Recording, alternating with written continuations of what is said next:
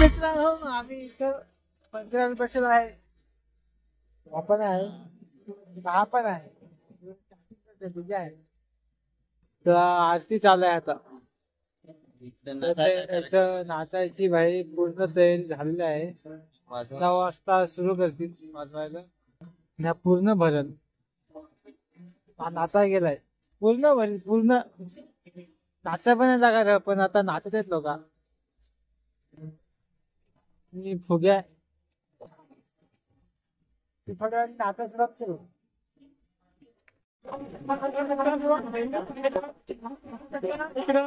या पोरग्याला पाणी पाणी पडत आहे.